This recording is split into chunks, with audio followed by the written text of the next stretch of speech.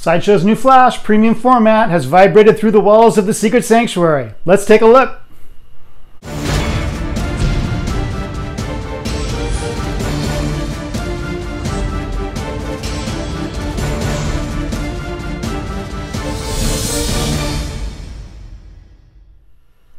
As you guys know, we've been asking Sideshow to do a Flash premium format for years. We're trying to finish up that JLA line. We still have Martian Manhunter to go. So this one arrives with a great deal of anticipation. It arrives on time, if not a little early, which is always nice.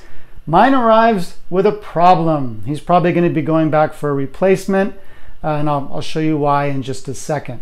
I first saw this piece in San Diego last year at Comic-Con and was immediately thought, yep, I'm going to pre-order that one. It has a very simple base, which really focuses your attention onto the character of the Flash, which I think makes sense for this statue. So let's take a closer look. So let's talk about pose. The pose changed on this piece. When we first saw the prototype pictures and when we saw it in San Diego last year at Comic-Con, he was leaning further forward. And when we got the production photos about a week or two ago, we noticed that they had changed that and he's slightly more upright.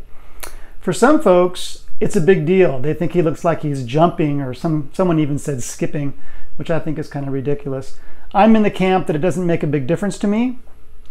It's still a great piece. He's still clearly running forward. There's no doubt about it. But now that I have this in hand, I can't really imagine him leaning more forward than he is. I think it looks great. The other factor is that with the original pose, his head would have been looking down. With this pose, he's looking straight ahead, which I think works better, especially if you're a collector that wants to display this head on. I don't think that's the best way to display it. I think the side view is clearly the one that shows motion, shows his whole body. This will be the pose that I'll be using. But let's get closer. Portrait, in my opinion, matches the proto. There's some good texturing on his skin. It's not just flat. The eyes look good. He's got those piercing blue eyes. The paint, head to toe, is awesome. There's no overspray, no problems with the paint, and it's got a lot of nice dark shading, which really emphasizes this amazing musculature that Daniel Bell has sculpted. It's really, really, really nice. Look at all that shading. It's kind of a deep red. It's not a primary red at all. Same thing with the boots. It's not just a primary yellow. It's kind of a deep mustard yellow.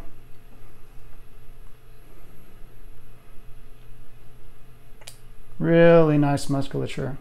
You may have noticed my problem that I mentioned in the intro is it doesn't key in all the way. I tried it like a dozen times. I don't know what the heck I'm doing wrong. I don't think I am doing anything wrong. I think it's just defective.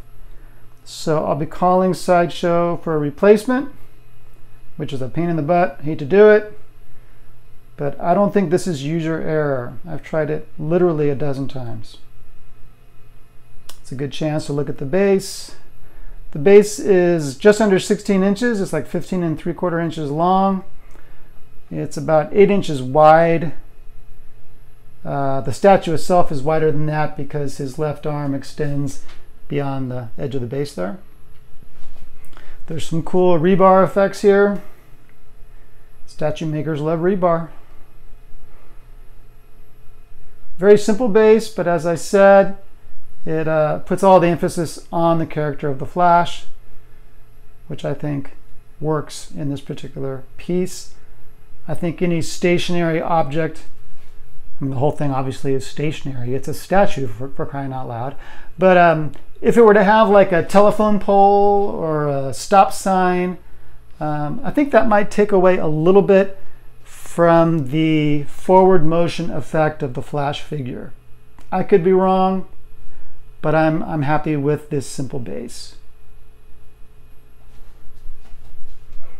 There was one surprise with this statue. They didn't announce this until the production piece came out, But you have the option of the wings, the classic wings, or the modern lightning bolt, which I think is cool. I like having that option, and I like that it was a surprise. Lightning bolt belt looks cool. Here's the exclusive. A lot of you guys are probably buying the regular of this statue. This is not an exclusive or fail piece. Captain Cold's gun is cool, but not necessary. If you just use the switch out hand, the effect of the statue is just as great.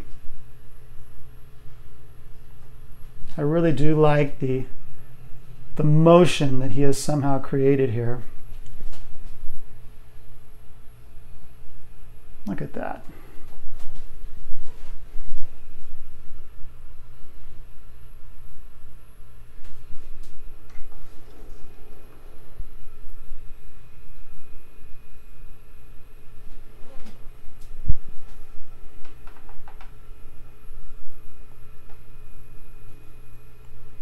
Just a great piece, head to toe. All right, so because of his pose leaning so far forward, he's quite a bit shorter than the other PFs in the DC line. To the top of his head, he's about 17.5 inches. To the top of his fingertips, he's about 19.5 inches. So that's a fairly large difference compared to, say, Superman, who's 26 inches tall. It's quite a difference. So there's a pretty good chance I'll be putting Flash on a riser. As you can see, I've done that with Catwoman, and I did that with Aquaman as well.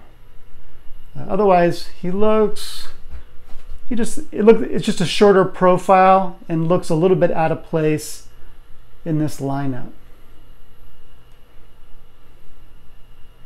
Now, some people, obviously display their stuff on garage shelves like I have here, where you've got a lot more depth, and maybe you can have a few. There's a great picture on Sideshow's site which includes Batman, Superman, Flash, Green Lantern, and Wonder Woman, all 5 together in one picture, and they look great together. A couple of the characters are on risers in the back, and then a few characters in front. And that grouping looks really good, but I don't have the depth for that if I'm going to continue using these Billy bookshelves. This is a small room, so I need some smaller shelves like the Billies. So that's how he looks now. I think in San Diego, they displayed him with Green Arrow like this, but they had them switched, where Green Arrow was on the other side of him, and that looked pretty cool. I didn't want to put him next to the Hulk because I thought he would look tiny compared to the Hulk. But that's how he fits in with the rest of the JL line so far anyway. Still need that Martian Manhunter. But he looks pretty great. Here's the art box. It's pretty cool. It's got a nice image of the statue on the front, but behind that photograph are some nice panels from different Flash comics. Some of them are very basic sketches that have not been inked, and others are finished, just not colored. But it's cool. It's like they put a little bit more effort into this box than Sideshow often does. Not bad. And one of the reasons I'm disappointed I'm going to have to send this one back for a replacement is I got number 7. I know it doesn't matter, but still, number 7's kind of cool, so oh well. So that's the new Flash, and I think you guys are going to be happy as long as yours key in better than mine did. It definitely matches the Proto. The paint is really, really nice. I'm not seeing any overspray, no problems with the paint. Sculpt is what we come to expect from Daniel Bell. It's exquisite, just amazing, amazing sculpt. Good job, Daniel. Everything about it is great, as long as it keys in okay. So, I will be back sometime in the near future with Tweeterhead Robin review. I don't know why I haven't received mine yet. I've seen quite a few people have received theirs, and I'm really close to Tweeterhead, so I'm not sure why that one hasn't popped up yet, but it will soon. I will be dropping a video on the 21st, which is a online Comic-Con surprise video. So look for that on Tuesday of next week.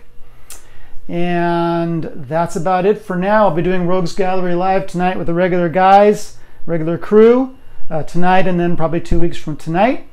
Otherwise, I hope you enjoyed the video. Please subscribe if you haven't already. Please like the video. Please comment. If you love it, hate it, either way is fine with me. And I'll see you guys later. Take care. Have a good night.